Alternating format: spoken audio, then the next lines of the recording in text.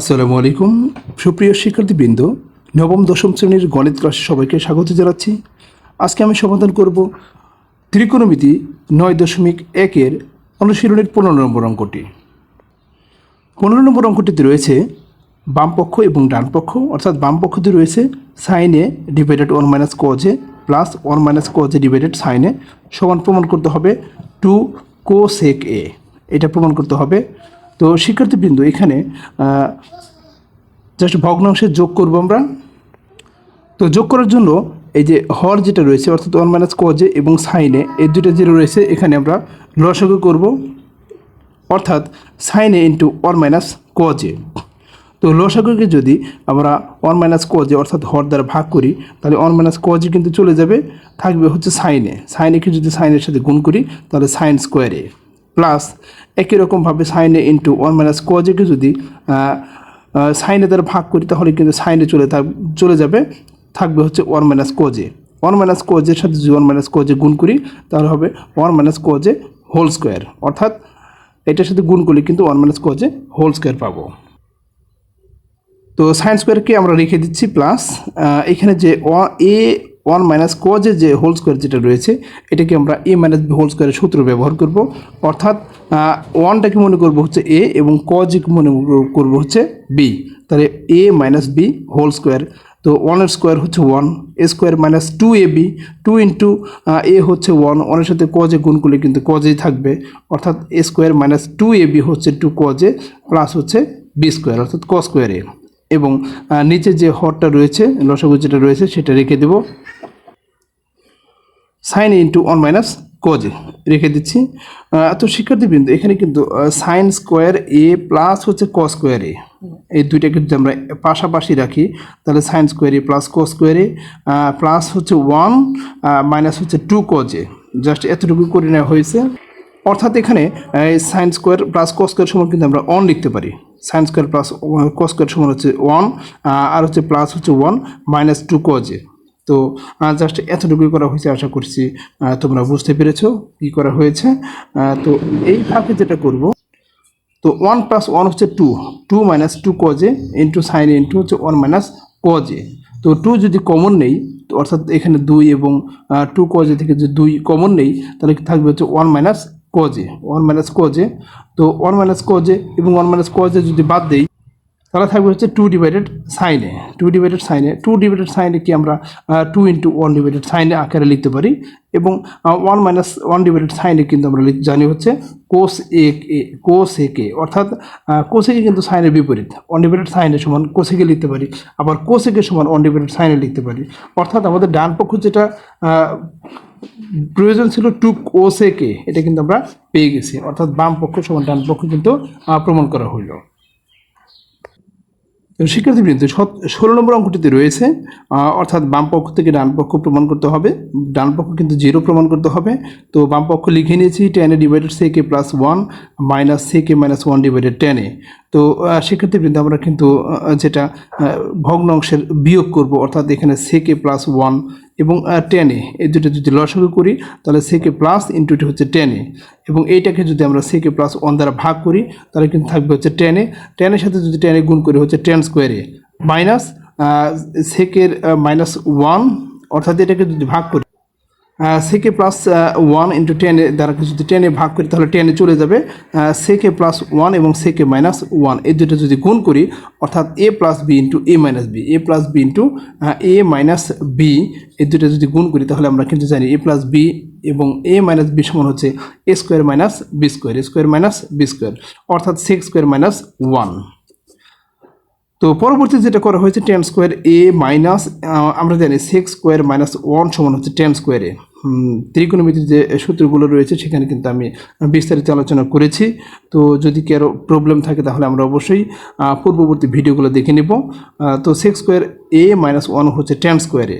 তো শিক্ষার্থীবৃন্দ, এখানে tan স্কোয়ার a মাইনাস এবং tan স্কোয়ার a হচ্ছে প্লাস যদি হয়ে গেছে তাহলে এটাকে আমরা যদি কেটে দিই, অর্থাৎ tan square a plus minus যদি কেটে তাহলে কিন্তু শূন্য থাকবে অর্থাৎ এবং শূন্যকে যদি আমরা 10a প্লাস a-কে দ্বারা ভাগ করি অর্থাৎ শূন্যকে যে সংখ্যা দিয়ে ভাগ করি না কেন এটার ফলাফল কিন্তু শূন্য হবে অর্থাৎ আমাদের ডান পক্ষ যে প্রাপ্ত মানটা চেয়েছিল সেটা কিন্তু আমরা পেয়ে গেছি অর্থাৎ ডান পক্ষ প্রমাণিত। শিক্ষার্থীবৃন্দ 17 নম্বর অঙ্কটিতে রয়েছে tan theta plus sec theta whole square সমান হচ্ছে 1 plus sine theta divided 1 minus sine theta. তো বাম পক্ষ থেকে ডান পক্ষ প্রমাণ করতে হবে। আমরা লিখে নিয়েছি বাম পক্ষ tan theta plus sec theta whole square. তো শিক্ষার্থীবৃন্দ এখানে কিন্তু ট্যানকে আমরা ভাঙতে পারি অর্থাৎ ট্যান সমান আমরা লিখতে পারি যে sign theta divided cos theta এবং sec থিটার পরিবর্তে কিন্তু আমরা লিখতে পারি যে 1 ডিভাইডেড কস থিটা অর্থাৎ এই দুইটাকে আমরা জাস্ট সাইন কস আকারে নিয়ে আসছি এবং এইখানে ভিতরে যদি দেখি কস থিটা এবং কস থিটা এই দুটো কিন্তু হচ্ছে আমরা লসাগু করলে কস থিটা হবে এবং যেহেতু হরগুলো হচ্ছে একই রকম হরগুলো যেহেতু একই রকম তাহলে লব হচ্ছে sine theta plus 1 whole square যথারীতি হোল স্কোয়ার রেখে দেওয়া হয়েছে। এরপরে এটাকে যদি আমরা আলাদা করি অর্থাৎ 1 plus sine theta whole square এবং হচ্ছে কস স্কোয়ার থিটা আমরা জাস্ট এই স্কোয়ারটাকে আলাদা করে দিয়েছি হর এবং হরের উপর স্কোয়ার এবং লবের উপর স্কোয়ার করে দিয়েছি। তো 1 প্লাস সাইন স্কোয়ার থিটা সমান আমরা লিখতে পারি এবং কস স্কোয়ার থিটা সমান আমরা জানি হচ্ছে 1 মাইনাস সাইন স্কোয়ার থিটা অর্থাৎ আমরা জানি sine square theta plus cos square theta সমান 1। এইখান থেকে কিন্তু আমরা কস স্কোয়ার থিটা সমান লিখতে পারি হচ্ছে 1 অর্থাৎ কস স্কোয়ার থিটা সমান হচ্ছে 1 মাইনাস সাইন স্কোয়ার থিটা। এই সূত্রগুলো কিন্তু পূর্বে আলোচনা করা হয়েছে আমরা না বুঝতে পারলে অবশ্যই দেখে নেব। তো কস স্কোয়ার থিটা সমান হচ্ছে 1 মাইনাস সাইন স্কোয়ার থিটা আকারে লিখতে পারি। তো 1 প্লাস সাইন থিটাকে আমরা দুইবার লিখতে পারি যেহেতু স্কোয়ার আছে 1 plus sine theta into 1 plus sine theta এবং 1 মাইনাস সাইন স্কোয়ার থিটাকে আমরা কিন্তু এ স্কোয়ার মাইনাস বি স্কোয়ার আকারে লিখতে পারি অর্থাৎ এ স্কোয়ার মাইনাস বি স্কোয়ার সমান 1 প্লাস সাইন থিটা এবং 1 মাইনাস সাইন থিটা। তো এই প্লাস সাইন থিটা এবং প্লাস সাইন থিটা যদি বাদ দিয়ে দিই তাহলে কিন্তু আমরা পাবো হচ্ছে 1 প্লাস সাইন থিটা এবং 1 মাইনাস সাইন থিটা অর্থাৎ যেটা আমাদের ডান পক্ষ প্রমাণ করতে বলেছিল আমাদের কিন্তু কাঙ্ক্ষিত মান পেয়ে গেছি। তো সূত্রগুলো আসলে বারবার ব্যবহার করা হচ্ছে এই জন্য বিস্তারিত আলোচনা করার প্রয়োজন মনে করতেছি না। যারা ধারাবাহিকভাবে অঙ্কগুলো দেখেছে তারা কিন্তু খুব সহজে এগুলো বুঝতে পারবে। শিক্ষার্থীবৃন্দ 18 নম্বর অঙ্কটিতে রয়েছে cot a plus 10a divided cot b plus 10a সমান প্রমাণ করতে হবে যে cot a ইন্টু 10b। তো যথারীতি জাস্ট cot সমান আমরা জানি হচ্ছে cos ভাগ সাইন এবং tan সমান জানি আমরা হচ্ছে সাইন ভাগ cos। এই কাজটা আমরা করে নিয়েছি cot সমান cos a ভাগ সাইন a tan সমান লিখে নিয়েছি এবং cot b সমান হচ্ছে cos b divided sine b tan a সমান হচ্ছে sine a divided cos a। এটা একেবারে বেসিক সূত্র আমরা জানি এখানে করে নিয়েছি এবং এই যে এরপরের যে লাইনটা আছে এখানে কিন্তু এই cos a divided sine a এবং plus sine a divided cos a এটাকে আমরা লসাগু মানে ভগ্নাংশে যোগ করেছি। লসাগু হচ্ছে সাইন a cos b তাহলে সাইন a চলে যাবে cos b গুণ হবে অর্থাৎ cos এর সাথে cos b গুণ হবে প্লাস একই রকমভাবে এখানে কিন্তু সাইন a cos b কে যদি cos b দ্বারা ভাগ করি তাহলে cos b চলে যাবে থাকবে হচ্ছে সাইন a অর্থাৎ সাইন a সাইন b। একই রকম কাজ কিন্তু আমরা নিচেও করেছি। এখন যেটা করা হয়েছে পরবর্তী লাইনে আমরা শুধুমাত্র যেহেতু এটা দুইবার গুণ আকারে আছে হর বাই লব দুইবার আছে তো প্রথমটা আমি লিখব cos a cos b plus sine a sine b divided sine a cos b এবং ভাগটাকে অর্থাৎ এই মেইন যে ভগ্নাংশ যেটা আছে এটাকে যদি আমরা গুণ করে দিই ভাগটাকে যদি গুণ করে দিই তাহলে হর যাবে হচ্ছে উপরে এবং লব আসবে হচ্ছে উপরে নিচে। তো আমরা এটাই করেছি cos a sin b উপরে লিখে নিয়েছি এবং cos a cos b plus sin a sin b কিন্তু নিচে লিখে নিয়েছি। তো এখানে কিন্তু আমরা এই যে cos a cos b plus sin a sin b cos a cos b plus sin a sin b এটা কিন্তু আমরা বাদ দিতে পারি অর্থাৎ এটা হর এবং লবকে ভাগ করতে পারি তাহলে থাকবে হচ্ছে cos a sin b এবং নিচে থাকবে হচ্ছে sin a cos b।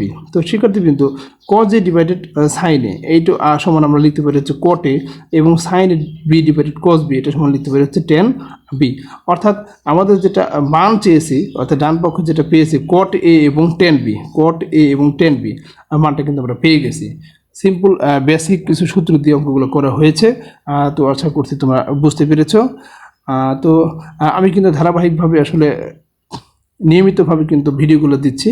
তো যারা ধারাবাহিকভাবে নিয়ম মতো মানে এই অঙ্কগুলো করবে সেই ক্ষেত্রে তার কিন্তু বাইরে পড়ার কোনো প্রয়োজন মনে করতেছি না আমি।